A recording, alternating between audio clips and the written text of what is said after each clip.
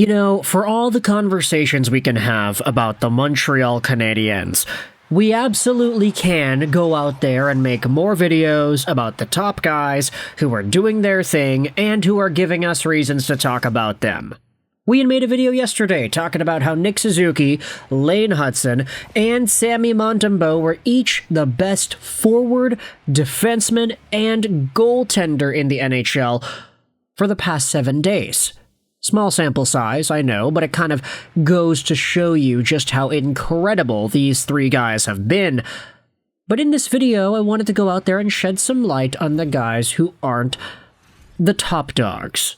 The guys who don't necessarily put butts into seats, nor are they the guys who bring butts out of seats, cheering with enthusiasm with some fantastic, dazzling plays. Because today, we are talking about some of the other guys. The underdogs, you could say. Because not only have Nick Suzuki, Lane Hutson, and Sammy Montembeault been fantastic for the Canadiens as of late, but there also have been some other guys producing a heck of a ton of points too. Before we get into that, though, I want to say right here, forgive me for my voice. I know it's always been nasally, but it's a little bit more nasally right now because allergies are hitting me like a ton of bricks. But we got that Claritin, baby. We're trying to get along and move along. Hopefully the post-nasal drip isn't too bad this year. I had a really bad case of that like 2 years ago. I never want to relive that again. But I wanted to focus on some of the extra forwards that have finally been giving us reasons to talk about them. Yes, we can talk about the Andersons and the Gallaghers, but we have already made some videos discussing those names, and of course Brendan Gallagher getting his 20th goal of the season, first time he has scored 20 goals in a season in half a decade. That's pretty notable. But there are some other guys that we have never really had that sort of fanfare towards that we can now realistically talk about. This is a post made on the RHAB subreddit that I wanted to go over. Flimsy Ad 1015 said this: I know he's gotten a lot of criticism from the fan base over the last few years, but Christian Dvorak has been great lately. And this is his RDS image. In his last 11 games, Christian Dvorak has scored 5 goals and 6 assists for 11 points. And this is one of these things where I saw it, and I was like, that's really interesting. That's something that Christian Dvorak, I don't think anybody was really expecting anything close to this at the start of the season or at any point throughout his Montreal Canadiens tenure. Dvorak, just in case you needed the scoop, is at 31 points in 76 games played this year, so he's on pace for 34, which would be a high with the Montreal Canadiens.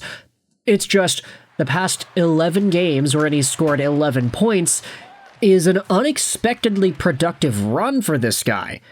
Now sure, that's bolstered up by the 4-point night he had against the Ottawa Senators a few weeks ago.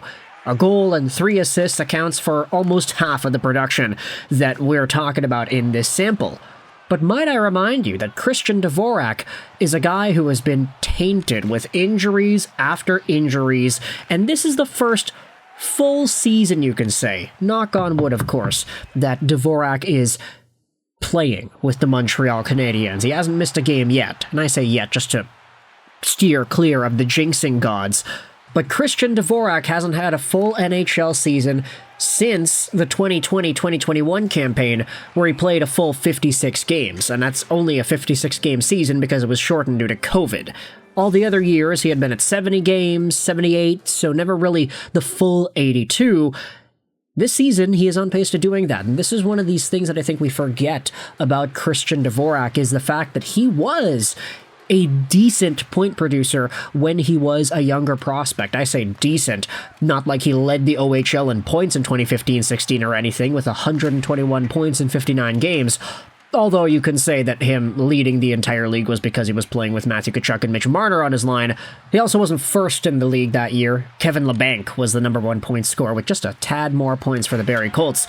But Christian Dvorak, there was a part in his career where he was seen as a guy that had NHL top 6 projectable offensive upside. A guy who could maybe be a 50 to 60 point caliber player if you play him with the right guys. Obviously, playing with Tkachuk and Marner is going to really help you out offensively, But the fact that he could stick around and tango with those guys, especially since he was a bit older, made his offensive package as a prospect so endearing.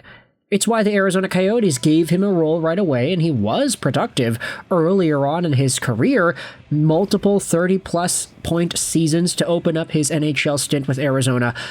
But eventually, when the Montreal Canadiens lost out on Jesperi Kotkaniemi due to the offer sheet, they ended up using some of the assets they got in that Kotkaniemi compensation to get Christian Dvorak, and he was supposed to be the, in theory, second-line replacement center. Philippe Deneau was also leaving, so there was an open spot in the lineup for him, and Dvorak got 33 points in 56 games in his first season with Montreal.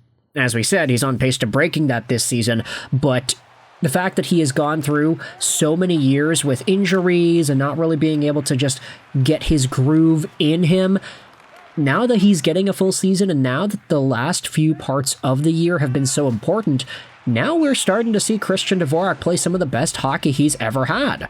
And that's great. This is what it feels like to see a guy who's really fitting in with this environment. You're seeing Brendan Gallagher go out there and produce more. Josh Anderson's looking good.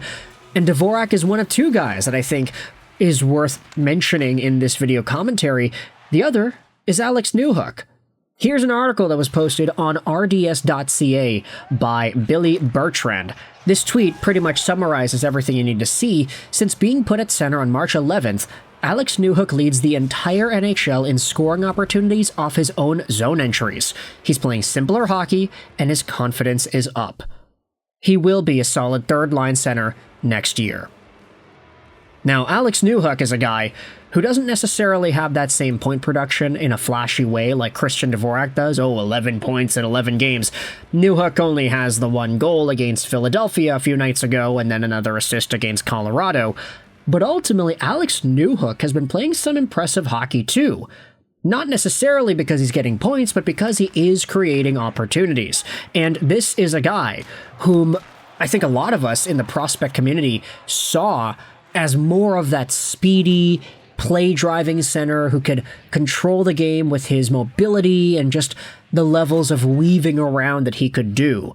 The label of a poor man's Jack Hughes or a poor man's Connor McDavid was kind of talked around there with Alex Newhook's name. Obviously, he wouldn't be a 100-plus point center, but he was a guy whom you would watch him do a rush and it'd be like, hey, that's a similar play to what Jack Hughes would do. Take the puck in his own zone, rush it through the neutral zone, get by a guy, and then break in and then try to get a shot on goal. Alex Newhook, since simplifying his game in the National Hockey League the past few weeks, has started to generate more opportunities. And while they don't go in all the time, and that's a very frequent point that we could break up here, yeah, he's getting the chances, but they're just not going in. The fact is he's creating. And that danger, that level of intensity is going to influence the rest of the team in terms of how they attack and how they want to see results manifest for this squad. And that, I think, is super valuable. Even if he doesn't score the points, he's still making things happen, and that's ultimately what you want to see. Dvorak is making things happen. You're seeing Gallagher make things happen. The Habs are playing some really good team hockey, and it's being carried with bursts of energy like what these other depth guys are providing. And then you have Caulfield, Suzuki, Slavkovsky, and Lane Hudson cleaning up the garbage and just putting the puck in the back of the net when the games are really tight. And you have a package of a team that's been able to win all these games and force themselves into the 2025 Stanley Cup Playoffs. So with that in mind, I want you to let me know your thoughts in the comment section below. Things just keep on getting better for the Montreal Canadiens. Do you agree or disagree? What are your thoughts on Christian Dvorak and Alex Newhook's overall production the past little while here? Let me know in the comment section all your opinions. I hope you enjoyed this video. And bye.